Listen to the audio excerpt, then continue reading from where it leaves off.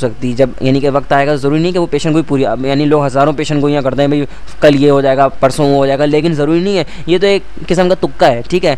यानी कि किसी को नहीं पता कि कल क्या होने वाला है, और जब पेशेंट गोई आप करते हैं तो हो सकता है वो पूरी हो जाए और हो सकता है वो पूरी ना हो।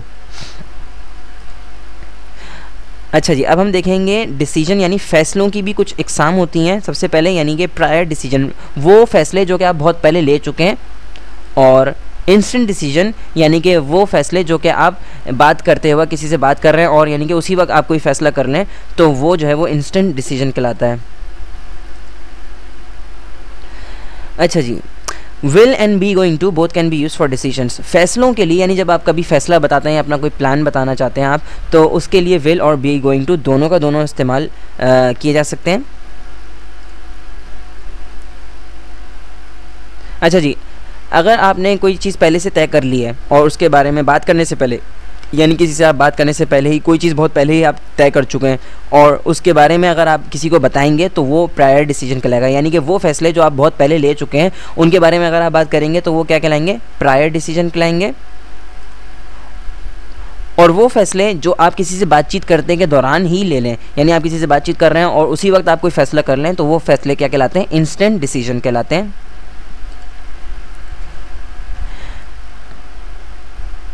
अच्छा जी, बी गोइंग टू का इस्तेमाल जो है ऐसे फ़ैसलों के लिए होता है जो कि हम बहुत पहले ले चुके होते हैं। इसका मतलब ये है कि वो फ़ैसले हम जो है किसी से बातचीत करते वक्त नहीं लेते, यानी कि वो फ़ैसले हमने बातचीत करने से पहले ही वो फ़ैसले कर लिए होते हैं और हम उनका इजहार कर रहे होते हैं, और हम at the time of speaking जब किसी से बात कर रहे होते हैं तो उस वक्त वो फ़ैसले नहीं लेते, बल्कि वो फ़ैसले हमारे बहुत पहले किए हुए होते हैं। तो जब हम ऐसे फ़ैसलों की बात करेंगे जो हमने बहुत पहले से लिए हुए हैं, पहले से किए हुए हैं और बातचीत के दौरान हमने वो फ़ैसला नहीं लिया, तो ऐसे फ़ैसलों के लिए बी गोइंग टू का इस्तेमाल होगा। मिसाल के तौर पर, next year I am going to take admission in a college, अगले साल मैं एक कॉलेज में दाखिला लूँगा। ऑलरेडी डिसाइडेड, तो ये चीज़, ये फ़ैसला कि मैं अगले साल जो है एक नए कॉलेज में दाखिला लूँगा, तो ये पहले से मैंने फ़ैसला किया हुआ है, अब मैं सिर्फ इसका इजहार कर रहा हूँ। यानी जब मैं ये जुमला कह रहा हूँ तो ये उस वक्त मैंने फ़ैसला नहीं किया, ये फ़ैसला तो मैंने बहुत पहले का किया हुआ है, लेकिन अभी जो है मैं सिर्फ बोलकर इस फ़ैसले का इजहार कर रहा हूँ। इसी तरीके से she is going to buy a car next week, वो अगले हफ्ते एक गाड़ी ख़रीदने वाली है या वो अगले हफ्ते एक गाड़ी ख़रीदेगी, तो ये फ़ैसला भी जो है वो पहले से, यानी कि वो एक अगले हफ्ते गाड़ी खरीदेगी, ये फ़ैसला वो पहले ही कर चुकी है।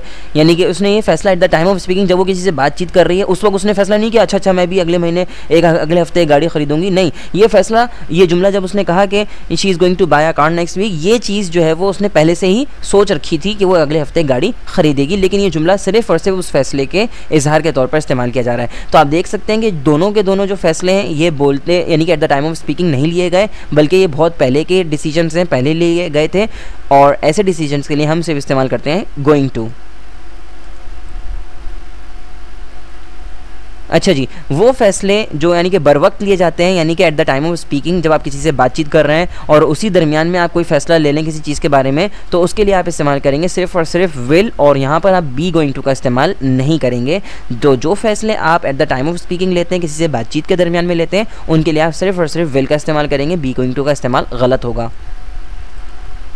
मिसाल के तौर पे, a Aslam is in the shower, Aslam जो है वो गुस्ल खाने में। Be okay I will wait, ठीक है मैं इंतज़ार कर लूँगा। तो अब देखिए, ए ने बी से क्या कहा, बी जो है वो असलम के घर आया है असलम से मिलने के लिए, और ए ने बी को क्या बताया कि असलम जो है वो कहाँ पर है, शावर में। तो बी ने क्या कहा, अच्छा ठीक है मैं इंतज़ार कर लूँगा। तो अब ये जो इंतज़ार करने का जो फ़ैसला है बी का, आप बताइए कि ये फ़ैसला इसने कब लिया।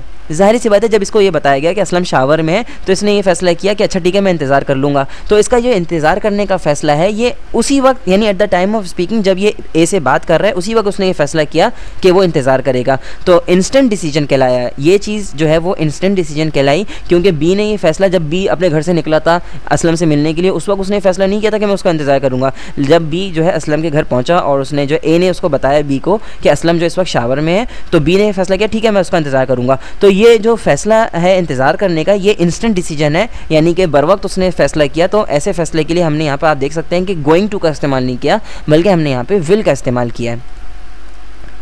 एक और मिसाल पर नज़र डालते हैं। Ali What are you doing nowadays? तुम आजकल क्या कर रहे हो? Gym I am learning English at a2z-english.com, मैं a2z-english.com पर इंग्लिश सीख रहा हूँ। अली रियली, वाकई, is it a good website for learning English, क्या ये इंग्लिश सीखने की अच्छी वेबसाइट है? जिम, यस इट इज़, हाँ है।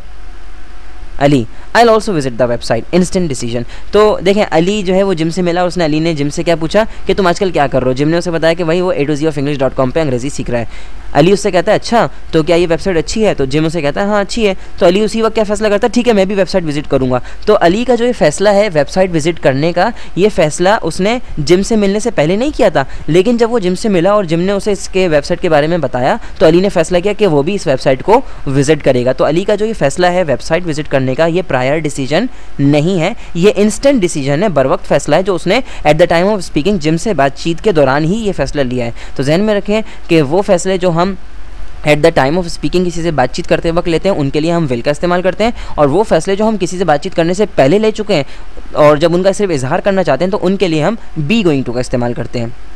अगर आपको मेरा ट्यूटोरियल पसंद आया तो बराए मेहरबानी ज़रूर रेट कीजिएगा इस वीडियो को, और अपनी जो आपके मशवरे हैं, वैसे मुझे मेरे स्टूडेंट्स जो हैं यानी कि वो मैसेजेस करते रहते हैं मुझको, जो है अपनी ईमेल सेंड करते रहते हैं और मुझे सजेशंस देते रहते हैं। आप लोगों से ये गुजारिश है कि इसी तरीके से मुझे आप अपनी जो है राय है ज़रूर उससे मुझे मुत्तला करें ताकि मैं बेहतर तौर पर जो है इसको प्रेजेंट कर सकूँ चीज़ों को।